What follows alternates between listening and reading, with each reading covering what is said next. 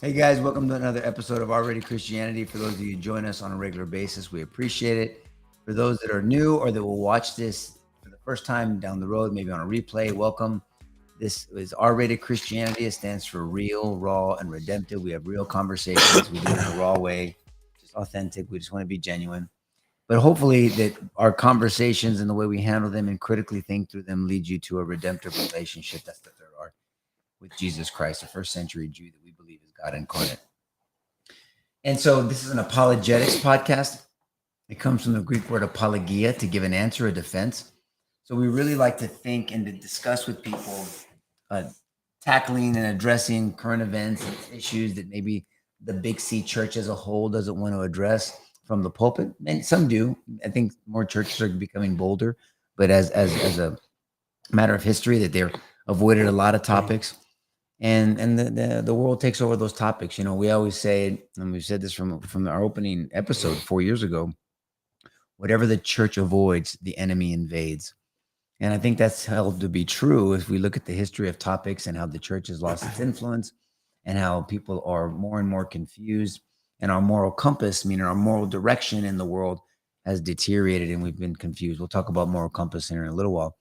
And so that's what we want to do. We want to critically think, spar with ideas in our mind, look at the world through a biblical lens, because we believe God is the author of life and he gives us our owner's manual called the biblical the scriptures, the library of books called the Bible, 66 books.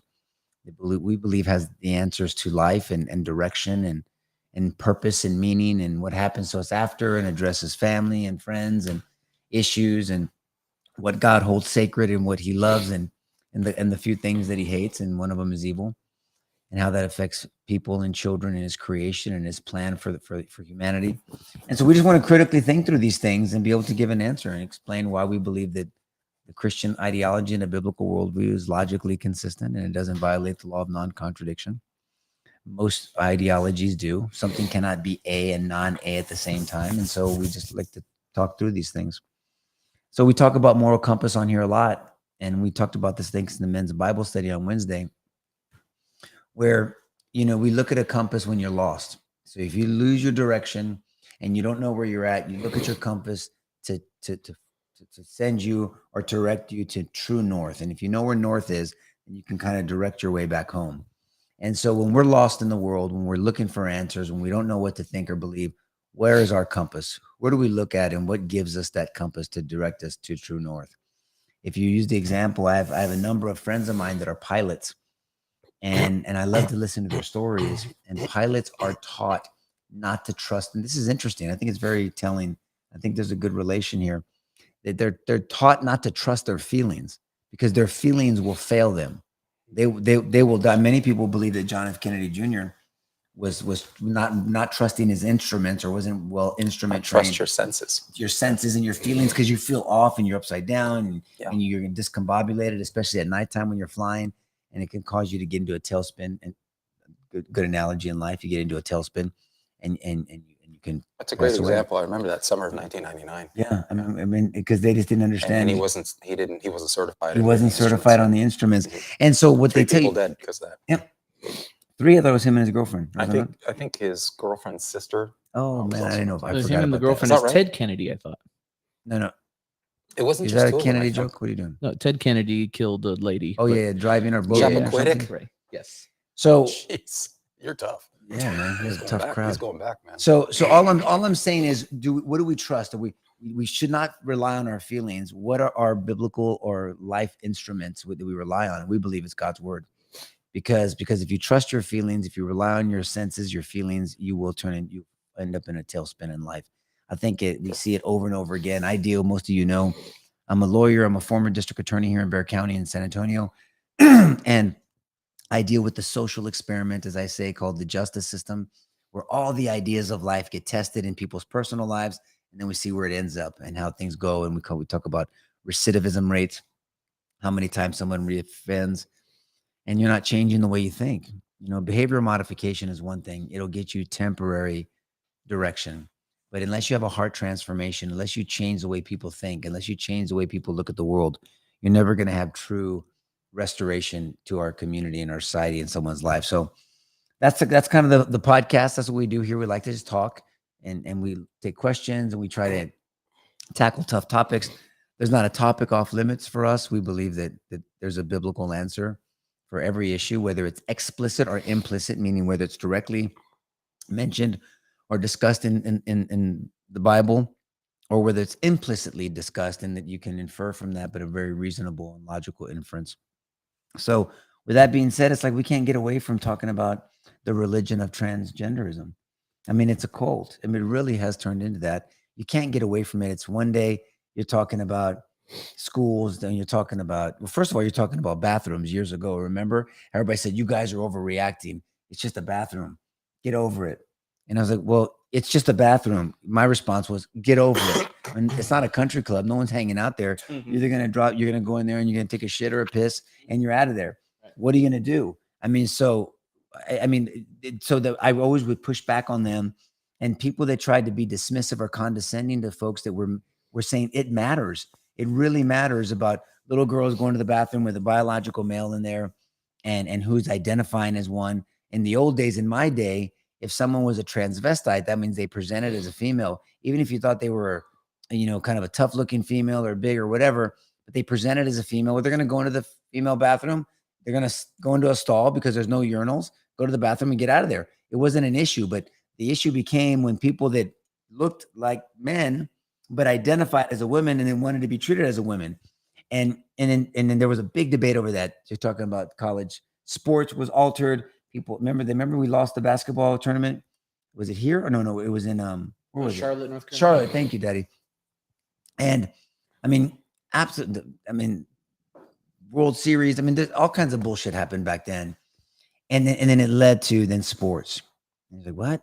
You got dudes competing against women in sports, women being completely erased, being dominated by male competitors, males that were average at best with other males, but dominated against females. That's not a sexist statement. That's not anything. That's a biological truth. And it's something that we should just acknowledge. There's a reason why we have men's basketball, females basketball. We have men's soccer, female soccer. There's a reason why we have men's combat sports, female combat sports, which to me, someone who's trained and I enjoy combat sports, I mean, that's the most devastating to me. Forget about losing a game. You're getting eye sockets cracked. I mean, that's what happened in that MMA fight when we talked about Joe Rogan finally woke up and said, hold on. That was a effing dude who beat the shit and just assaulted a woman. But what was her name? Fallon Fox. Fallon Fox. Fallon Fox. Yeah. Is the man who became a man that faked to try to trick everybody that he was a female. Yep. And beat the shit out of a woman. It was horrible. Broke her eye socket, finished her career. I mean, it's disgusting. And I don't know why this is celebrated and supported. He could have killed her. Absolutely could have killed her. And then it turns into, now you have to call a trans woman a woman, and they are identical. That you cannot. A trans woman is a woman. Trans rights are human rights. I mean, all these sayings are coming up, and then you have the corporate world jumping on. Then you have people. There's a narrative out there that if you're not attracted to a trans woman, which is really a dude, then you're a transphobe. I'm not. I'm just not attracted to dudes. I mean, what am I do? You can do whatever you want. I'm not attracted to guys. I mean, that's just, if that offends you, I don't give a shit. I mean, I'm just not attracted to guys. And so, and then we got into we're today where this corporate world is buying into this lie. And look, it doesn't mean you shouldn't be compassionate. But and then we'll talk about Budweiser. We'll talk about Nike. We'll talk about Jack Daniels. We'll talk about the White House. We'll talk about the president as the world's going to hell in a handbasket, including the United States. I mean, he identifies as trans, whatever activist day. I mean, and then I think George wanted to talk about the violence that's happening. We're talking about the violence behind this and the encouragement of violence, and trans people and trans activists should have guns, but nobody else should have guns. I mean, we've gotten into a very dark place. You can't have any conversation. You can't have an opinion. If you disagree, you have to hate each other. And it doesn't have to be that way. And so I was having lunch just this week with our investigator. And we were talking about, I think it was Budweiser or Nike or one of the companies that has fallen into this. And I said, when I was younger, I used to go to a hairdresser, and I called her she. I mean, I knew her and I said she. And this is before, this is 20 years ago. And I said, I just thought a lot of her. She cut my hair and we had wonderful conversations. And I remember, talking to her about, difference between this and that. What she goes, oh, honey, I'm way past gay. I mean, I'm over, and just we'd have those conversations because I just didn't understand it. Well, we were talking about it, and she walks into where I was eating. And I had my glasses off. So I go, that looks like, I don't have permission to say her name, but even though she probably wouldn't care, Amber. And I said, I can't, I think that's, and then turns the corner after getting the food. And then she goes, oh, Nico. And I jumped up and I embraced her, gave her a huge hug. I had her perfume on me for the rest of the afternoon. She had a bunch of perfume on, which is normal. And I said, Amber, God bless you. How you doing? Maybe I'd take the girls. She has wonderful hair. How have you been? Oh, tell me about her niece. And we had wonderful conversations, more traditional than you would think, really loves her family, cares about her nieces. And she was, and she told me something that it just really made my day. She was, Nico, it's always a blessing to see you. She said that. Yeah. And I said, God bless you, Amber. And I made sure she had my number. She still had it. And I said, I'm going to tell Davi I saw you. And maybe we can grab some dinner or bring the girls, because the girls have beautiful hair like Davi, and maybe they can come cut their hair. She says, I would love that. And see, so you can have that, compassion and love for somebody, but still not embrace. And I haven't talked to Amber about this because we haven't had a chance to sit down and talk for years. But I would venture to say that she'd be like, look, I'm an adult when I made this decision. There's a lot of transvestite trans people, adults that do not support what's happening to our children. That do just say, let kids be kids. Don't steal their wonder. The beauty about being a child is the wonder of a child, the questions, the innocence, the beauty of the innocence of the child. We're stealing that away with over-sexualization. Even heterosexual sex should not be talked about with the child. It's over-sexualization. These books, what they're exposed to, you should see some of these books. They're ridiculous. Yeah. They're absolutely ridiculous. The same people, as I said in one of my rants, watch out, I'm giving you a warning. They care about me dropping the F-bomb, saying the word fuck, are not worried about teaching kids how to do that and explicit terms in these books. And so I'm kind of setting the stage. It's all of this. This has become a cult. This has become a religion. I'm a freedom dude. I believe in a big individual and a small government. I think an adult, as long as you're not hurting somebody else or inciting a riot. But I support your mean talk. I support your ugly talk. I support, as long as you're not telling someone to blow someone up or kill them or do something or shoot them. And we understand that there's not an unlimited freedom of speech, but it's pretty damn close. I support, hate talk. I do, as long as it's not violent talk. I just believe in that. God is a gentleman. God gives us free agency. He says, I want to persuade you to love me. I'm not going to force you to love me. We took on that same idea in this country because there's two ways to govern people: by force or by persuasion. We chose persuasion. Damn, that sounds like God. He chose persuasion, because to have a true relationship with us, he has to persuade us, not force us, because then it's not a true relationship. So all that to set the tone that Christians, even people in the LGBT that are maybe live the same sex, the homosexual lifestyle, are not for this stuff. They're just like, wait.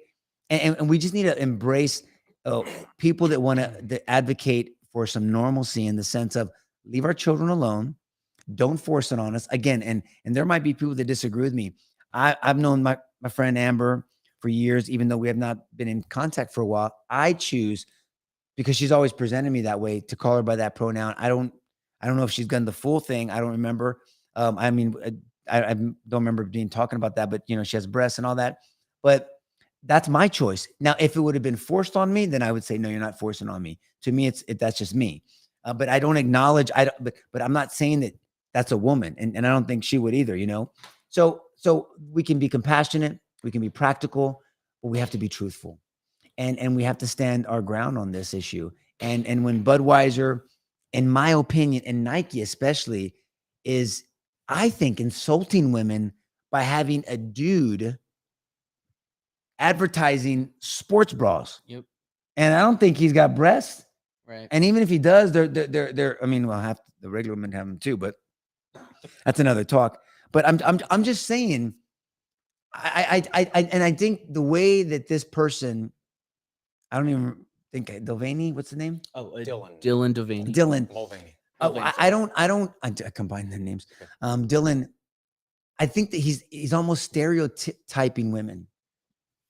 Women are badass, man. It's a caricature. It right. I mean, it's almost. I don't. That's not a almost woman to me. cartoonish. It's Yeah. cartoonish. Yeah. I want women to be intelligent, witty, smart, beautiful, creative, innovative. But I mean, I'm like my daughters.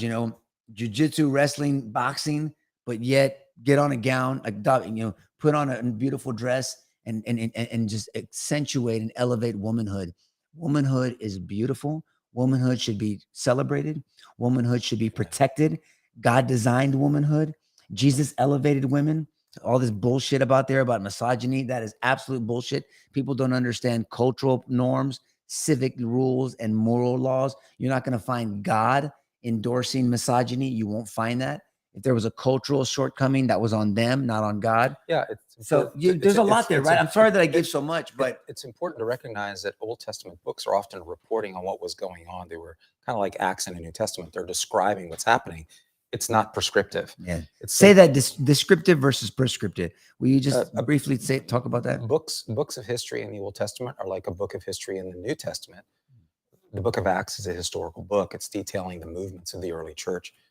Jesus kind of forecasted it. He prophesied it in Acts chapter 1, verse 8, right? You're going to receive power. You're going to go, remember the order? In Judea, Samaria, Jerusalem, Judea, Samaria, and to the utmost parts of the earth. That's the movement of the church. Ultimately, the church, the book of Acts ends with Paul, with his ass in Rome. He's under house arrest. Yeah, that's where we leave off in Acts chapter 28. So in Acts, you see the movement of the church in that order, from Jerusalem to Judea to Samaria, the utmost parts of the earth. It was really sort of forecasting how the church would ultimately blossom and grow. Praise the Lord. We're products of that growth, right? So the book of Acts is historical.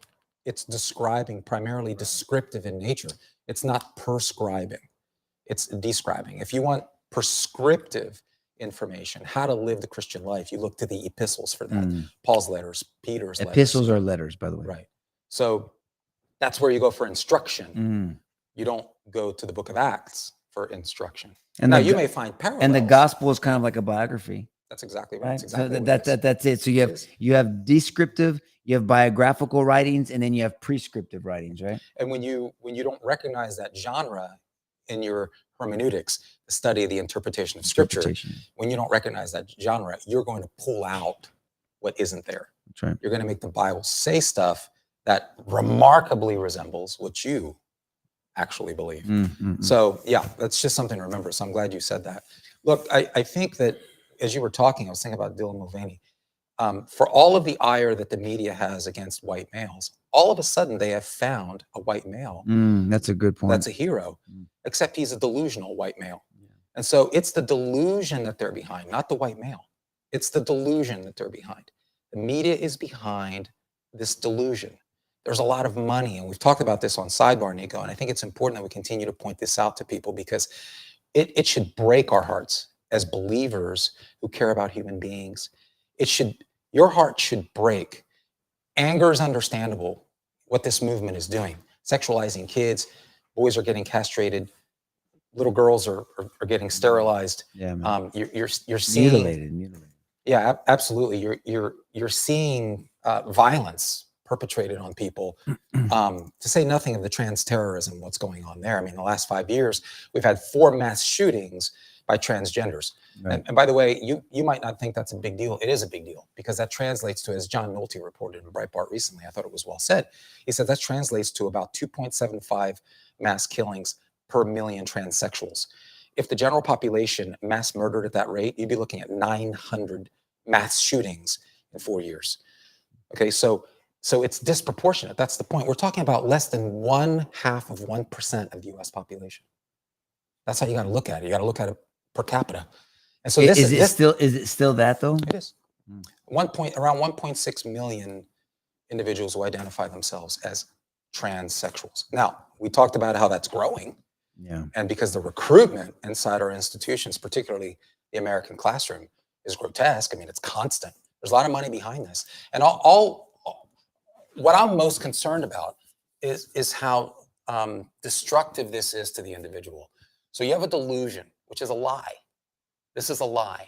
Dr. Paul McHugh, who was the chief of psychiatry at Johns Hopkins University Hospital, he presided over the psychiatry department. And at that time, they had probably the biggest, maybe it was the only sex reassignment services, clinical services in the country.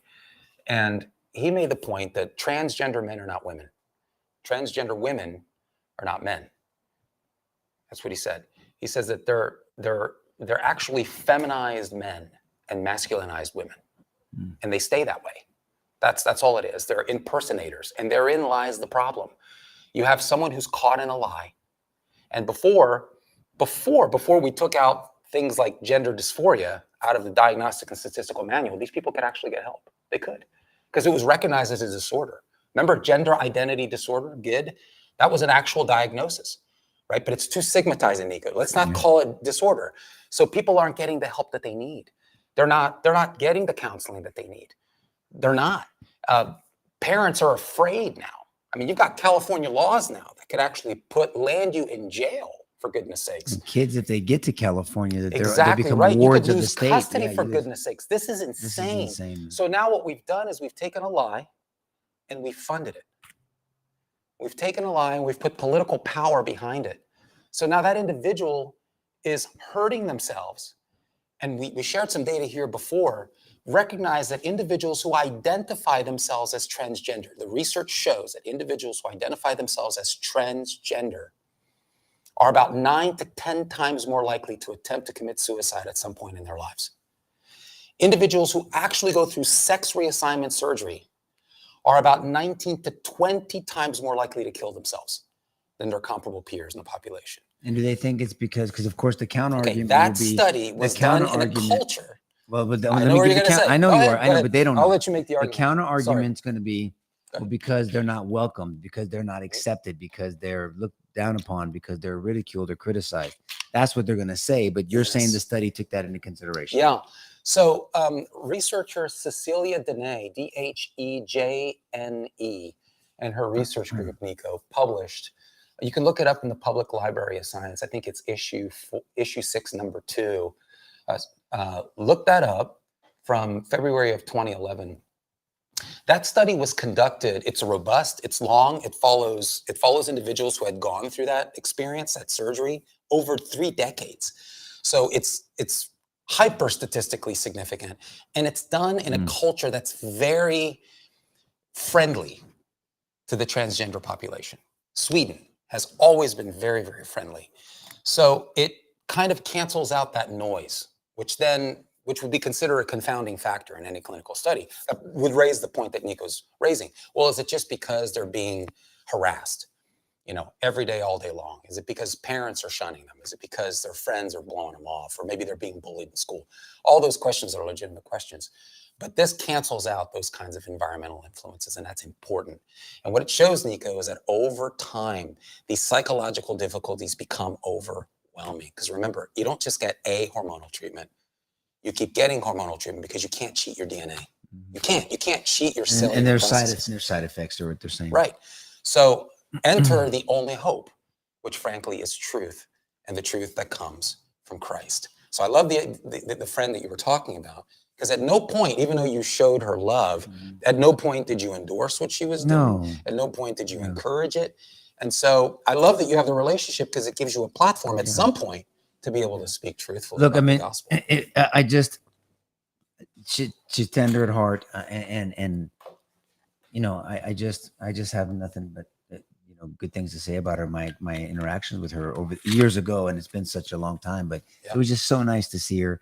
She's always been very sweet to me and my family, and vice versa. So but 2 things can be true at the same time. You can love on somebody, you can even be friends with somebody, you can be friendly or friends with somebody and disagree with something or not endorse a lifestyle or an ideology. Well, you opened the show on how we don't believe that you can have contradictory ideologies and hold to them. Well, that's a great example. There's no such thing as being truthful and obviously not correcting someone. You can't say you love somebody That's what I and think. allow Yes, them love. to That's traffic right. in a lie. Yeah. It's just not possible. It's a contradictory statement. We've redefined love to allow us to do that. Well, yes, But that's not what the Bible says. but right, but about and love. there's multi-facets to this conversation. There's children versus adults, and there's truth versus deception.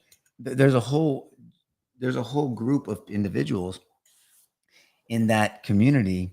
I believe, like my friend, that will say, I'm not pushing it on you, and I'm definitely not pushing it on children. I'm not trying to tell you to say I'm a biological female.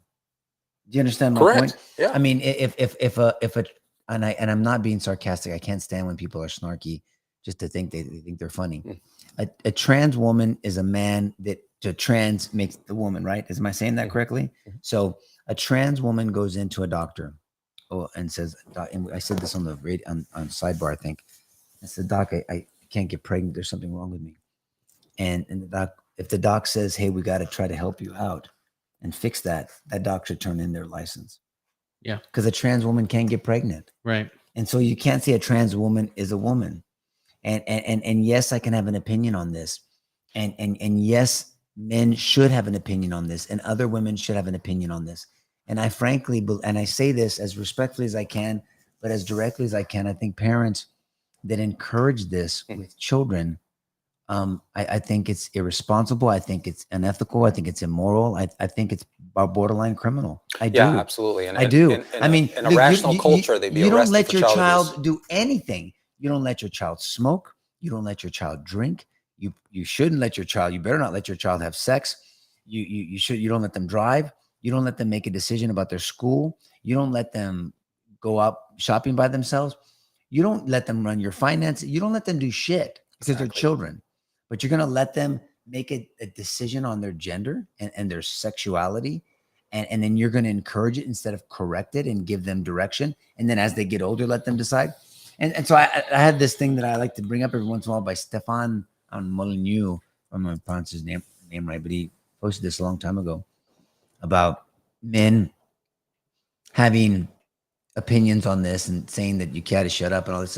It's just, I'll just read the statement. It's interesting that if you don't have a uterus, you can't have an opinion on women's issues, right? About abortion or anything like that.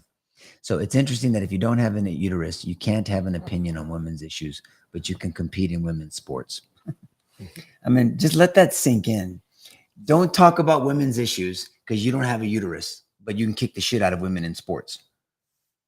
How does that make any sense in any rational world?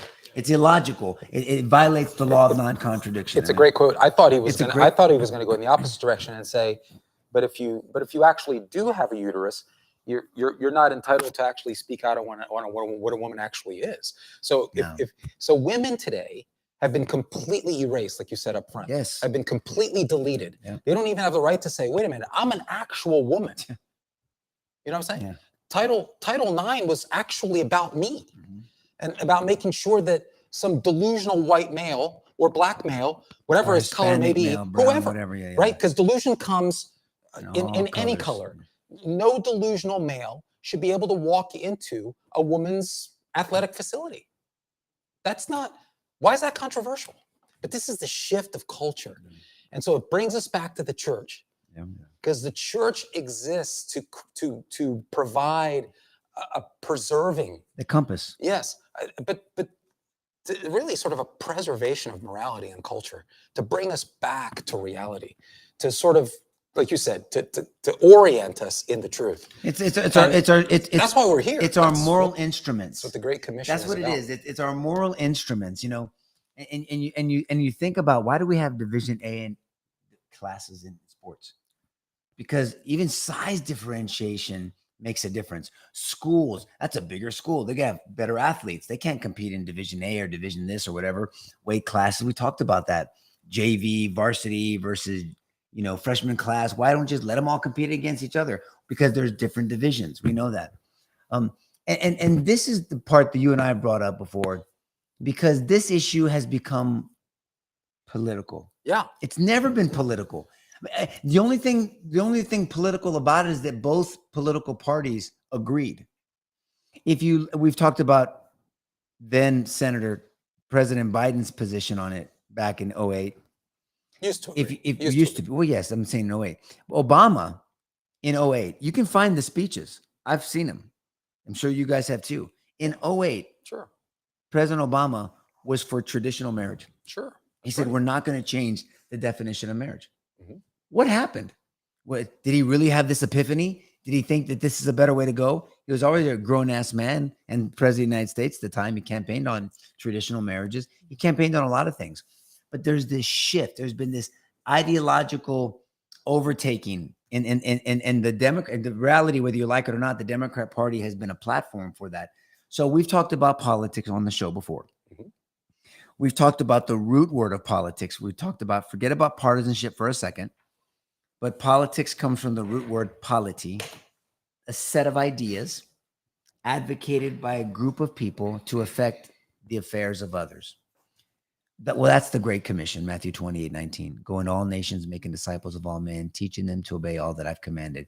There's a set of ideas what Jesus taught, advocated by a group of people, followers of Jesus Christ, later became known as Christians. In the first century, they were called people of the way, to affect the affairs of the public or the city, teaching them to obey your affecting behavior, all that I've commanded. 2 Timothy 4, in season and out of season, correct, encourage, and rebuke.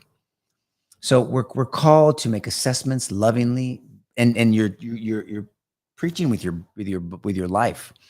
Most people listen with their eyes; they're watching you, as I say, and you're preaching the gospel without saying a word. You know, they say always preach the gospel when necessary, use words.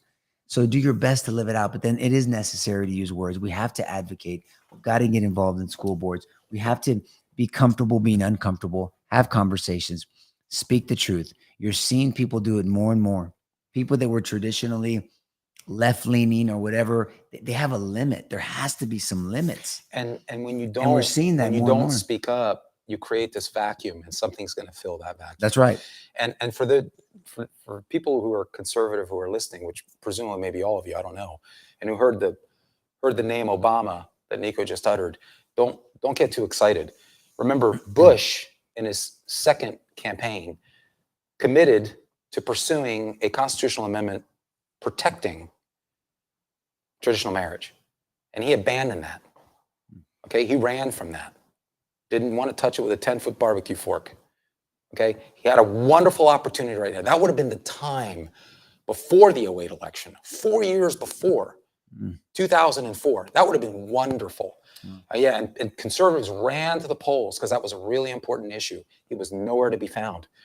Why would that have been an important issue? Because in 2003, you started seeing Massachusetts, right? Massachusetts, I think, adopted gay marriage. Was it 2003 or 2004? So right around that time, the idea of gay marriage started getting a lot of political attention. And man, so where was Bush? Where were conservatives? Where was the church? Was in Romney holding the him governor accountable? at that point? Was Mitt Romney the governor at that point, or is that too soon? Because that's where He must have been the governor because didn't he run? He ran against Obama. So I think so, Jeff. Yeah. I don't So know. Somebody will, I'm sure, correct us on Yeah. there. I actually went to Massachusetts to work. I transferred to Massachusetts. Yeah, I lived there for 13 years. In October of 2004 is when I went over there. I remember that election Yep. very well because he was running against Kerry. Right.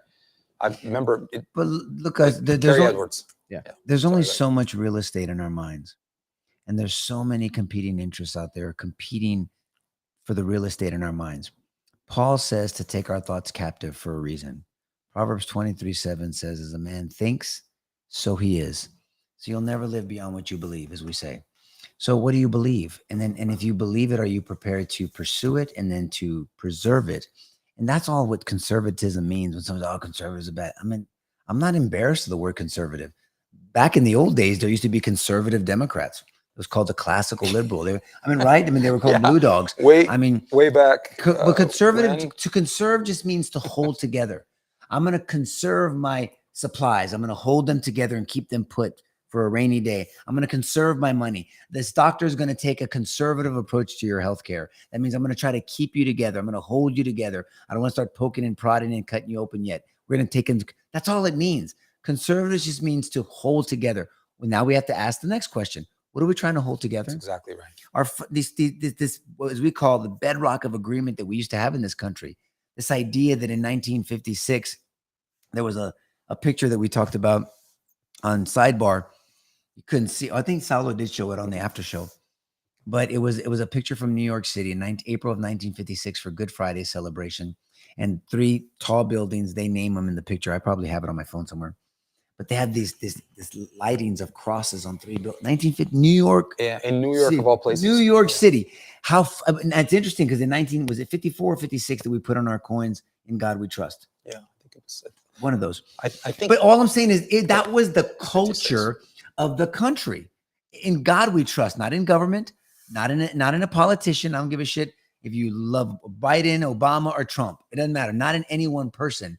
It was in a set of ideas. These transcendent ideas endowed on us by our Creator, like our documents and government. You're supposed to preserve this. That was it. In God we trust. Sure. Presidents used to ask for national prayer. There used to be days of fasting.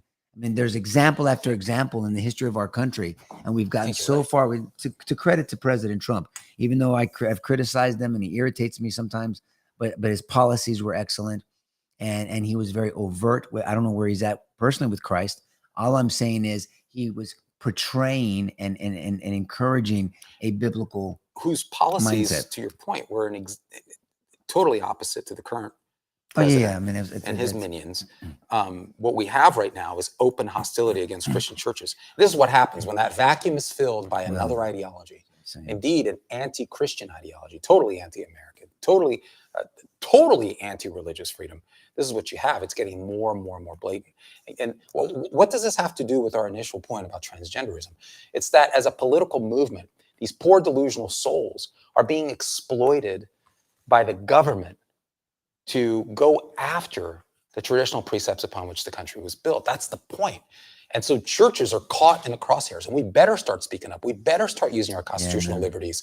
I mean, I was reading a report that was released in November of 22, released by the Family Research Council, and it looked at acts of hostility and violence against churches over the last 5 years. Just a brief horizontal analysis. And we've seen a considerable increase.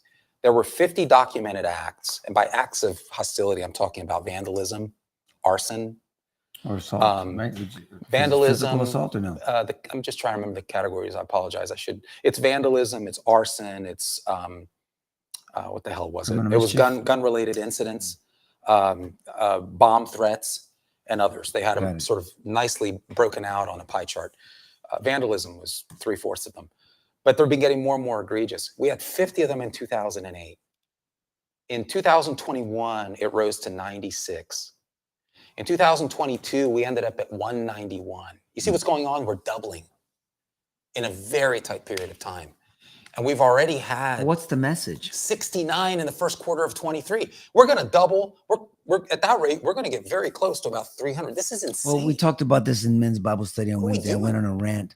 So you have an individual that is Catholic that was praying outside of an abortion clinic, praying just across the street. Mark Halk. Outside the abortion clinic, some nut job activist crosses the street into his space, yelling and cussing at him. Yeah. Whatever you're entitled to, but in his kid's face because he wanted to bring his kid to model. It was an abortion escort. Yeah. And so yelling and say, get out of my kid's face. Right. And just fuck you, all this bullshit. Get out of my kid's face. Shoves him down. To get it completely justifiable. You're in my kid's face. I don't know what's coming next. It's inappropriate. I take that as a threat. Reasonable belief of apparent danger is imminent in Texas standards. He shoves him. Appropriate use of force. Not punching, not kicking, not stabbing, not shooting. Shove. The state district attorney, the state prosecutor said, I'm not prosecuting that case. It's defense of third person. It's appropriate. That's your kid. So, that's it, period. And the DOJ comes in and wants to send this guy to prison for 11 years. So that's a year later, though. That's a year after. Yeah. But by God's grace, he gets acquitted. He had to go to a jury and gets acquitted. Now we have a transgender individual who is vandalizing this church, decimating the statues and vandalism. I think assaulted somebody. It's Maeve Noda. That's the name of the transgender. Trans dude, 31 years old. St. Louis Catholic Church in Bellevue, Washington. But the DOJ it just happened yesterday. The same DOJ is not offering any prison time. That's right. Nothing. So we see this disparate treatment. You have this Nashville shooting that I think we went on a rant on a couple of weeks Let's ago. talk about what he did. What? Who? I mean, this guy you're talking about, so people understand. What did he do? What did he do? Well, I mean, he broke a bunch of windows. Yeah, and statues. He wrote, right. He said, F Catholics, rot in your fake hell, kid groomers, women haters. Kid groomers. Yeah, there's the irony. And then when a church worker tried to stop him, spray painted it across his face. It's assault. Yeah. And then my favorite part is when he runs outside in a drunken rampage and takes his backpack full of spray cans and beats the shit out of a cop car. And I mean, yeah. So, and what do they want to do? What are the charges? No, well, I don't know, but yeah, silence. They weren't nothing. They weren't seeking any prison time. 3 years of probation, but no charges. Well, but it's what they were seeking. So then, and then you have the Nashville shooting, transgender again. That's the fourth, and I don't know how long, fourth or fifth, and murders these children. Murders 3 beautiful, innocent children. All children are innocent, but murders these children and these adults.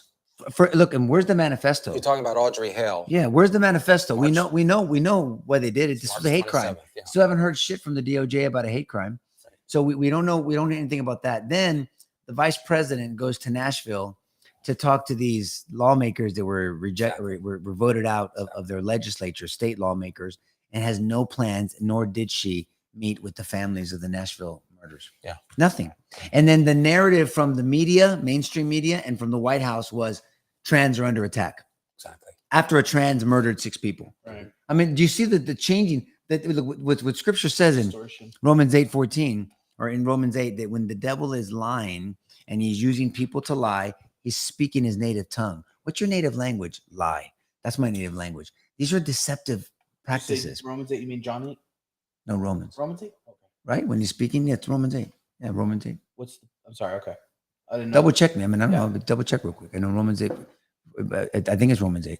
I'm pretty sure it is. But but he's speaking his, if I'm wrong, just correct it because I don't want to be mistaken. No, I don't think it's Romans 8. What is it? John 8? Maybe I've got it. John Okay. 8. Yeah. Then what I'm saying is he's speaking his native tongue. This is what's happening. These are deceptive advocacy points. These are deceptive ideology. And where's the church?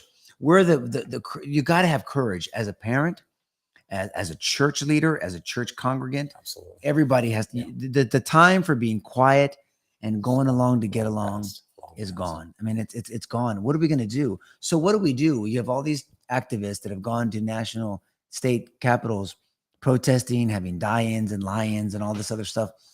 And then so what do we do? Is that what happens? Do we become tribalistic that you get your group of people that want to assault? We get our group of people that want to assault, and now it's just an assault fest? Is that what happens? I mean, that's a horrible way to live. I don't want a society like that. I mean, of course, you can legally defend yourself. At least I think you can. I mean, you're supposed to be able to. But all I'm saying is we don't want to get there. We've got to start going after hearts and minds. We've got to persuade people and encourage them to speak up. This is real.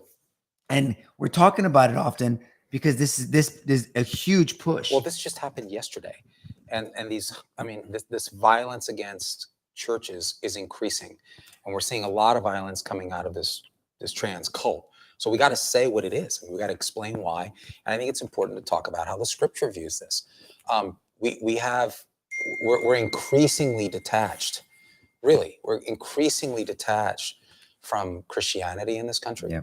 We're increasingly detached from the values that have forged the country. And there's a price to pay for that. There's a consequence to pay for that, and we're paying it dearly. And we have administration and other elected leaders who are actually pushing for this sort of departure from the Christian worldview that ultimately founded the country. It really was. It's not to say that the founders were all devout Christians. It's not even to say they were Orthodox Christians, but they valued the Judeo-Christian view of reality, and they embedded that view into our founding documents. And we've had unbelievable decades, really, of prosperity in this country. It's amazing what this country's been able to achieve, despite our huge shortcomings in some areas. This has been a beacon of light in this world. If America goes away, if America disappears, God help this world, really. Think about that for a moment. And who is the preserving agent of our culture? The Christian church. And what are we doing with that mandate right now? We're silent, and in many ways, we're adopting hostile views to Scripture What and is it? dressing them up in Christian garb. What Syncretism, the right? hell are we doing? Syncretism. Yeah. Explain that briefly. I think that's important. We talked about that either in the men's Bible study or last week. Well, I think it's important to syncretism, understand that and how it happens, because it's insidious. It's almost like a leak in your It is. pipes, and then before you know it, you have mold everywhere. But I think it's important to talk and it's about often that. done with good intentions, but you know what they say about good intentions.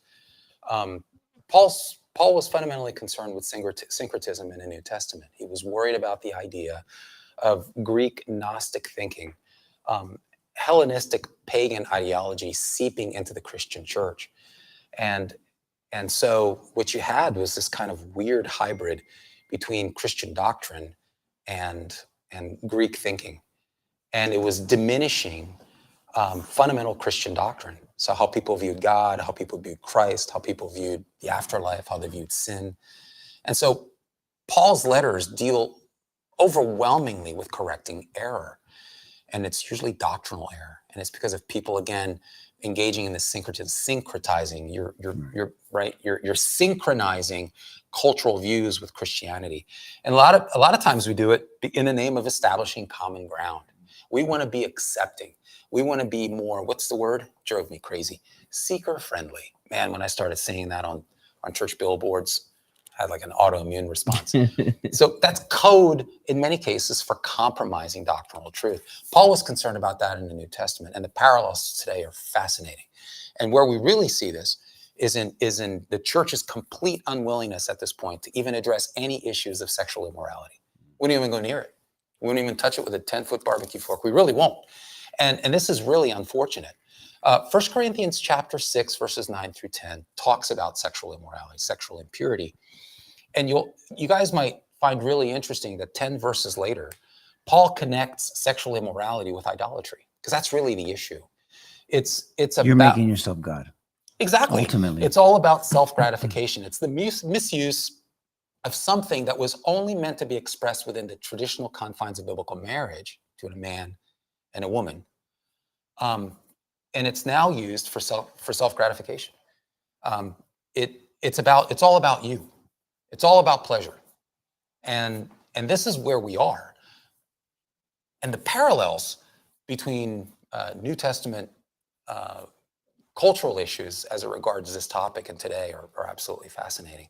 So the church ought to be going back into the scripture and learning these invaluable lessons about what God has to say about sexual impurity, about sexual immorality. And we ought to be lovingly and informatively talking to people, but we don't. We've run for the high grass. We're more concerned about being liked and being accepted. And this is killing our kids. It's killing all of us, frankly, because these kids aren't living in a vacuum. They go out and influence others. They hurt each other. If you don't have young children, you got to see what's happening to our kids and what's happening in schools. The battlefield is in the school. It's truly in the mind and the household. But I mean, the way kids think today, the cases that I'm seeing more and more and younger, and the diversity in the cases, I'm getting more and more juvenile cases that are sexually oriented. I would say disrespectful oriented, meaning the way that they're conducting themselves towards adults and towards other people of authority. It's completely different. We have a society that has lost its parameters, its moral compass, meaning there's no shame in society anymore, and lost their respect for any type of authority completely. That's not a society after all. And it's a real threat. I mean, look, let's just talk practically. You have people that hate us around the world, like China, Russia, Iran, and all these other places. And they're building up their army with men, tough, capable, obedient, focused men. And our recruiting is down 50%. We're worried about being woke and being transgender, and we have transgender this and that. And I'm just saying, worried about pronouns. We're worried about everything in the military except for learning how to fight. The military is a war machine to keep peace. There's peace through strength. It just is. I mean, if people know that you're not someone to mess with, they don't mess with you. The bully always looks for the weak target, doesn't look for the toughest kid in the playground. So bullies walk into a playground, they go, I mean, there's a couple of tough guys that really want to test themselves. I get it. I'm talking about in general. Bullies are not saying like, who's the toughest mother around here? They're thinking like, look at that guy not looking at me. Look at that person looking down. I'm gonna go take their, and then goes bullies them. I mean, I've seen it over and over again. Right. It's a classic stereotypical bully ideology. Well, that's the same thing happening in Weakness always attracts it. always, every single time. And there's nothing in scripture that says we should be passive or weak or a doormat, but we have to raise up men. And I cannot stand the term toxic masculinity. I'm trying to say it calmer than normal because it really irritates the shit out of me. There's nothing toxic about true biblical masculinity. If you want to use toxic and masculinity in the same sentence, come up with a different word, because there's nothing toxic about true biblical masculinity. Toxic masculinity would be dressing like a girl in a Nike sports bra, trying to make people believe. That's a great point. Well, that's a good point. I mean, so you can't hear you. You That's can't hear real Tyler. toxic masculinity. Where's his microphone? Where's your microphone? I have it, but he doesn't want it. Yeah, it's a total rejection of masculinity. I mean- Exactly. And then redefining it. Yeah, it's disgraceful. How come we don't have toxic femininity? I'm wondering. Well, how about Because women can't be in positions of power. How did that start? Yeah.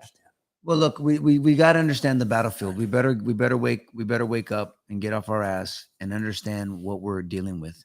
We're dealing with a very focused ideology. We're dealing with a very determined ideology. We're dealing with a very emboldened ideology and well-funded ideology. And they have all the power right now. So there's the period, end of story. I mean, when you're seeing all these, I say this respectful, well, not respectfully. I just say it truthfully. I'm glad Budweiser got that hit.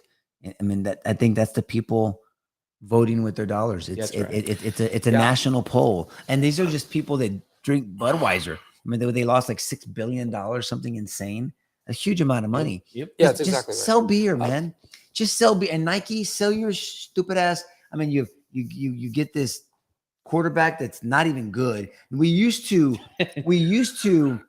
companies used to look for and reward excellence, The best the best and the best, right?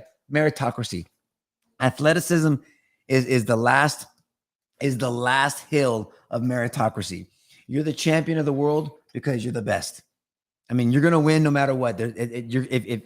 Whether you're white, brown, purple, you win the sport. You MMA, boxing, basketball, football, baseball, soccer, skiing, The whatever. company of Michael Jordan is now the company of Dylan Mulvaney. You said something just now. You said that they have all the power right now. They have all the power that's being used is being used by them. If you use the kinetic and potential energy example, they're all kinetic energy. They're energy in motion. They're mobilizing. They're just steamrolling. All of the potential energies with us. We have lots of power we don't use. But it's worthless then. Exactly. So it doesn't matter to me. And so it's not that we don't have it, which makes it even worse. We have the potential. We don't have the power though. Well, we don't use it. We don't have it. We have, the, I guess we have it's, the Constitution. We have the vast majority of people do not subscribe to transgenderism. They don't, but they're quiet. They don't want to say anything. Well, the brother, I'm then with we you. don't have it. I'm Look, with you. if you have all this, if you have a Which makes it even generator, worse. if you have a generator that can all the electricity it. goes out in a storm, and you have this huge generator, and you have all this propane, Yeah. but if you don't flip the switch, Exactly. you might as well not have the So it's generator. ultimately about stewardship. So, We're being I mean, you really don't have it. shitty stewards of the mandate and the constitutional power that we have that we never use. And the church is leading the apathy. That's the problem. Yeah. And we always say it, and I'm going to keep saying it. The opposite of love is not hate, it's apathy. You don't even give a shit. So you I think mean, that you the just don't church care is, enough. you think the church is taking Philippians 3:22 seriously? Is that what you're saying? Yeah, right. Well, let's back up a second. So the church looks at issues in the culture like this, and what does it say? No thanks. Not our problem. No thanks. It's not our problem. Our job is to what? To love people, Yeah. right? That's dichotomous. We just said, how can you love someone, watch them destroy themselves, and say nothing? And then to the extent you do anything, you enable it.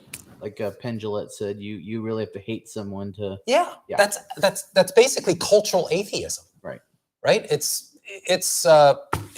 it's like what you just said. Well, then you don't have power. If you don't, if you have all this power and what too much is given, much is required, Luke 12:48, you don't use it. And we're just sitting idly by in the name of Jesus. This is just double disgusting. Then too, and 'Cause how do we we know better. encourage fellow believers? Because they read these passages like our citizenship is in heaven, or we're not of this world, and they read these things and they go, cool, I can just sit on the sideline. How do we, I guess, encourage them to You tell them about 2 Corinthians Well, 5 also, that we're ambassadors for that citizenship in heaven, We are. that we're called to represent heaven on That's earth. We're ambassadors for Christ. We're called because Jesus gave us the marching orders to influence people, to go in nations, making disciples, students, teaching them to obey. You do it by your behavior. You do it by your advocacy. That's right. He would not warn us that, hey, don't forget, John 15, if they hate you, they hated me first. In this world, John 16:33, you will have trouble, but I've overcome the world. Have hope. Why does he tell us that? Why does Jesus' half brother James in James 1:2-4 tell us, count it pure joy when you go through trials of many kinds? Because you know that the testing of your faith produces perseverance. Let that perseverance finish its work, she'll be mature. Romans 5 says the same thing. 2 Corinthians 4 says the same things. 1 Peter 2. Peter writes about that, right? And he's talking to a persecuted church. So that's a cop-out. Anybody that brings up Philippians 3:20 has a syndrome that I'm not going to say on this podcast. Well, obviously the passage is true, but I know what you mean. They're using it as a cop-out. Yeah. It's out of context. Right. Read the whole passage. It's out of context. And then we rationalize it by saying it's loving. One more thing I think we should read on the way out. 1 John, because you're making me think. 1 John chapter 2. I'll get it up. Yeah, go to 1 John chapter 2, verses 3 and 4. How about to get a phone that You're freezing up? Yeah, How about you get a phone that works? John 2. I have the same problem. 3? 1 John 1 2? John 2. I got it. What verses? 3 and 4. Try that. Okay, love and hated by fellow believers. So 1 John 2, verse 3 and 4. We know that we have come to know him if, of course, we keep his commands. Whoever says, I know him, but does not do what he commands is a liar, and the truth is not in that person. That's right. I would describe, sorry. Well, That's verse 5, but if very anyone obeys his word, Yes, love for God is truly made complete in them. And Yes. this is how we know we are in him. correct. Good. So I would describe, unfortunately, and with great grief, I would describe the American church flatly in that category right now. We ought to know better. Many of us know better. And what do we say, Nico? I mean, you're either a coward or you're clueless. Either way, the outcome's going to be the same thing. You know. Any questions before we wrap up? I want to quote should we quote Aristotle, that great theologian? Oh, I like his take on it. He says that courage is the first of human qualities, the first and the noblest of human qualities, because it guarantees all the rest. And that's true. You take courage out of whatever noble activity you're engaged in, and nothing will ever come of it. We always come back to the fruit of the Spirit in Galatians 5:22. Well, but he's talking about 2 Timothy 1:7. God did not give us that spirit of timidity, right? But of courage, sound mind, strength, and love. Sound mind. We have that. We're not called to be Gotta wussies, be man. courageous, or every other noble trait you have is useless. Any questions, comments? lots of love and support. Yeah. No questions, no criticisms. No. Samuel at the very end just said, "Hey, Nico, when are you running for mayor?" I don't live in San You've heard Antonio. that Thank you. I don't live in San Antonio. All right. I live in the county. Anything from you, Tyler? You sitting there like a stump? You're good. All right, guys. We press on. That's what we do all the way till the end. Amen. We have everybody and their mother talking about when the world's going to end, and so be it. It's going to end when it's going to end. Not even the angels know. So Stay we focused. keep on forging forward. And if we do believe the world's going to end soon, well, then you need to start fishing a little harder for men. That's How about right. that? That's what we're correct. called to do. We know it's going to end. It just hasn't ended yet. So Yeah. get busy. Not that it Get wouldn't. busy for Not that I Christ. wouldn't mind if Jesus came back sooner than later. Get busy but I for mean, Christ. Get busy for Bullshit. Christ until he returns. Right. yeah, guys. By his All right, grace. guys. Have a blessed week. Thank you.